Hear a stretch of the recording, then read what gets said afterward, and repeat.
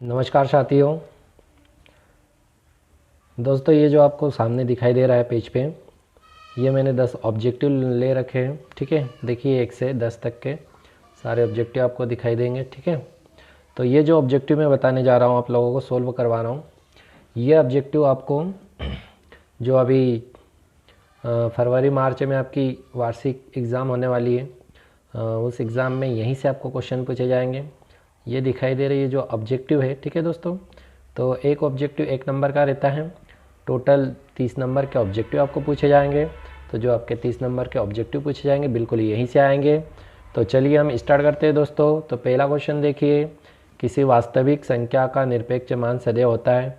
तो दोस्तों इसका राइट उत्तर होगा एक धन संख्या। ठीक है ना। तो पहला क्वेश्चन क्या था कि किसी वास्तविक संख्या का निरपेक्ष मान सदैव होता है। तो क्या होता है दोस्तों, आपको इसका उत्तर देना है, धन संख्या होती है। आपको 4 विकल्प मिलेंगे और जहाँ पर दिखे धन संख्या उसको राइट कर दोगे। ठीक है, चलो अगला क्वेश्चन है, एक घात वाले बहुपद को कहते हैं। ठीक है दोस्तों, एक घात वाले बहुपद को, तो देखिए मैं बता देता हूँ। देखो क्या पूछा आपने से, एक घात वाला बहुपद।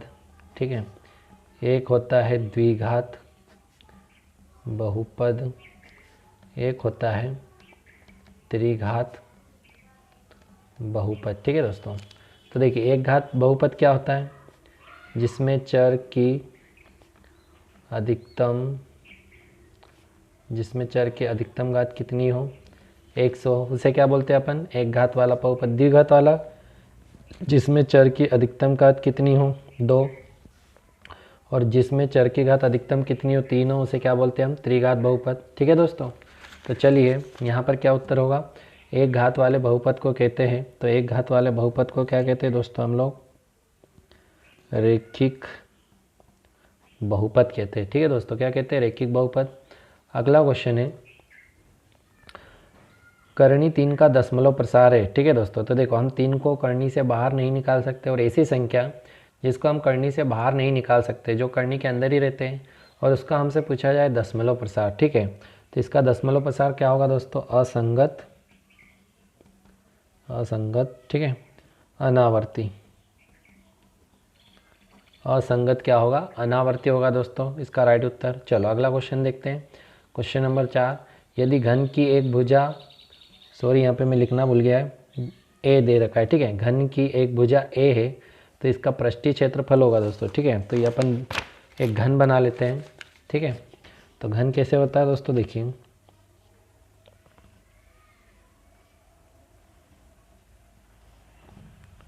ये आपका घन इस प्रकार से होता है। ठीक है, ये आपका क्या है, घन है। ठीक है, घन इस प्रकार से होता है। आप लोग कभी मेले में गए दोस्तों, तो मेले में क्या होता है, आपको एक रंग बिरंगी रंग जमाने का एक वस्तु मिलती है। ठीक है, जिसे हम क्या कहते हैं, क्यूब। तो वो जो क्यूब है उसी को आप गणित की भाषा में क्या कहते हैं, घन। घन में क्या होती है, एक तो कोर होता है और क्या होता है, पृष्ठ। ठीक है, कोर पूछे, कोर कितनी होती है घर में, तो 12 है ना। कोर का मतलब क्या होता है दोस्तों, भुजा। ठीक है, भुजा भी बोलते हैं।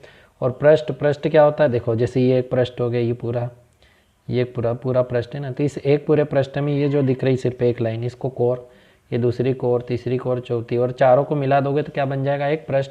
तो टोटल पृष्ठ कितने होते हैं दोस्तों, 6 पृष्ठ। देखिए एक इस साइड होगा, ठीक है, दाएं, तो एक बाएं, एक पीछे, एक आगे, एक ऊपर, एक नीचे।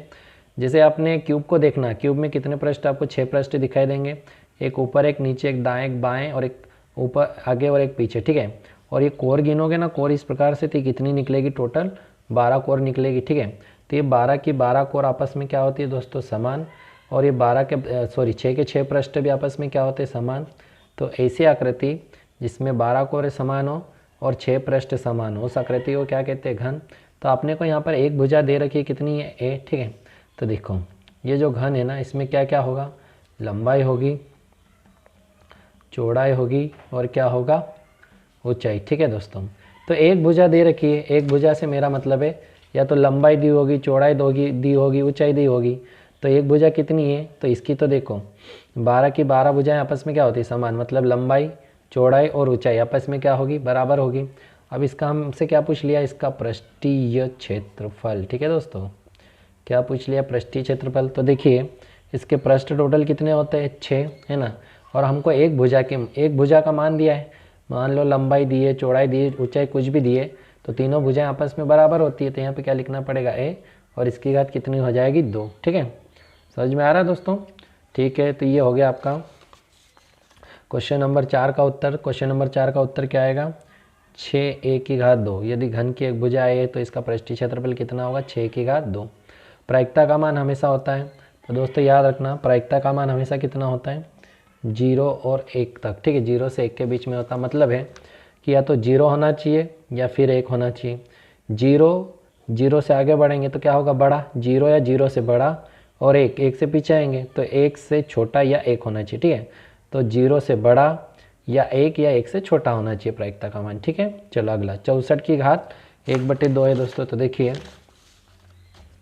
कितना है, 64 की घात 1/2। ठीक है, हम अभाज्य गुणनखंड विधि से क्या कर लेते हैं, 64 के गुणनखंड। देखो लास्ट में 4 किससे भाग जाएगा, 2 का, 2 त्रिया 6 होता है और 2 दूना 4, फिर 2 से भाग लगाओ, 2 एकम 2, कितना बचा 1, 12 बन गया, 2 छेंग 12, फिर 2 आठी 16 होता है। ठीक है, फिर देखिए 2 चके 8 और 2 दूना 4। ठीक है, फिर कितना होता है, 2 एकम 2। ठीक है, तो देखो 64 के गुणनखंड कितने हो गए, 1 2 3 4 5 6। ठीक है, कितनी बार, 2 कितनी बार आया, 6, तो क्या मैं 2 6 बार आया तो ऐसा लिख सकता हूँ, 2 की घात 6, और पहले से ही उसकी घात कितनी है, 1/2। ये 2 से मैंने 6 को भाग लगाया कितनी बार, 3 बार, तो 2 की घात 3 का 1 में गुणा करोगे, 3 एकम 3, तो 2 को कितनी बार लिखना है दोस्तों, 3 बार, 2 दूना 4 और 4 दूना कितना होता है, 8। ठीक है दोस्तों, तो ये देखिए आप लोग क्या पूछा था अपने से क्वेश्चन नंबर 6 में कि 64 की घात 1/2 का मान, तो कितना होगा दोस्तों, 8 होगा। ठीक है, आगे देखिए बहुपद px बराबर 2x + 5 का मान बताना। ठीक है, क्या पूछा आपने से, px बराबर 2x + 5 का मान बताना। ठीक है दोस्तों, तो अपन मान लेते हैं, माना कि 2x + 5 बराबर कितना मान लिया मैंने। ठीक है दोस्तों, कितना मान लिया, 0। तो क्या करते, 2x का 2x बराबर 0, ये प्लस का 5 बराबर के उधर जाएगा, तो कोई भी संख्या प्लस में और बराबर के उधर रहती है उसका चिन्ह चेंज हो जाता है, तो प्लस वाला क्या हो जाएगा, -2x, 5 में से 0 गए तो 5 बचेगा। और देखिए बड़ी संख्या पर कौन सा चिन्ह, माइनस, तो घटाने पर जो बड़ी संख्या पर चिन्ह होता है वही आता है। हमें किसका मान निकालना है, x, तो x बराबर पहले से ही उधर कितना है, -5, और ये 2 गुणा में, गुणा वाली संख्या बराबर के इधर आएगी तो भाग का मतलब होता है बटे में। ठीक है, तो x बराबर कितना आ गया, -5/2। तो देखिए 2x + 5 का मान कितना होगा, -5/2। ठीक है, दी गई आकृति में छायांकित भाग का क्षेत्रफल, तो देखो कितने भाग है, 1 2 3, टोटल कितने हैं, 3 है, और 3 में से मैंने कितने भाग से भर दिए, 1, तो ऊपर आ जाएगा 1। ठीक है दोस्तों, तो 1/3, 4/5 और 8/10 का मान। ठीक है, देखिए कितना है, 4/5 और भाग है कितना है, 8/10। ठीक है दोस्तों, इसको सॉल्व तो देखो पहले वाला पद जैसे का तैसा, इस भाग को परिवर्तन कर दो गुणा में, अब इस संख्या का उलट गुणित करते। ठीक है, उलट गुणित, तो गुणित तो कर दिया, अब उल्टा करना है, तो उल्टा 8/10 का उल्टा कितना हो गया, 10/8। तो 4 से 8 को काटेंगे कितनी बार, 2 बार, और 5 से 10 को काटेंगे कितनी बार, 2। तो ऊपर भी 2, देखिए ऊपर भी 2 नीचे भी 2, तो 2 से 2 को भाग लगाएंगे कितनी बार जाएगा, 1 बार। ठीक है दोस्तों, तो क्वेश्चन नंबर 9 का हमारा उत्तर कितना आएगा, 1। ठीक है, ये लास्ट क्वेश्चन है, बेलन का कुल पृष्ठीय क्षेत्रफल। ठीक है दोस्तों, बेलन का क्या बताना हमें, कुल पृष्ठीय क्षेत्रफल। तो देखिए यहाँ पे हम बेलन बना लेते हैं। ठीक है, बेलन कैसा होता है,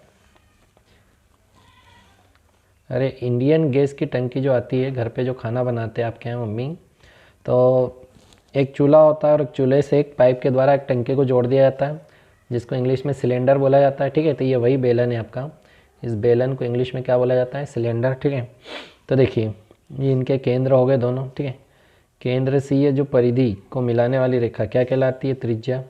तो ये भी क्या हो जाएगी दोस्तों, त्रिज्या, और ये दोनों केंद्र को मिला दो तो ये क्या निकल आएगी, उसकी ऊंचाई। ऊंचाई एकदम क्या होती है दोस्तों, सीधी होती है, एकदम लंबावत होती है, उसे क्या बोलते हैं हम, ऊंचाई, है ना। ये बेलन हो गया, हमसे बेलन का क्या पूछ लिया है, हमसे बेलन का पूछ लिया कुल पृष्ठीय क्षेत्रफल, ठीक है, कुल क्षेत्रफल पूछ लिया। तो क्या होता है दोस्तों 2πr r प्लस एच, है ना। देखो r है और क्या है ऊंचाई त्रिज्या, और तो क्या आएगा 2πr। यहाँ पर पाई का मान हमेशा याद रखना कितना होता है 22/7, ठीक है दोस्तों। तो ये देखिए बेलन का कुल पृष्ठीय क्षेत्रफल का सूत्र क्या होगा 2πr और कोष्टक में क्या आएगा r प्लस एच, ठीक है। तो ये आपके 10 ऑब्जेक्टिव मैंने बताए हैं, आप इनको अपनी कॉपी पे लिखते चलिए और सॉल्व करते चलिए, यहीं से क्वेश्चन आएंगे। थैंक यू, जय हिंद।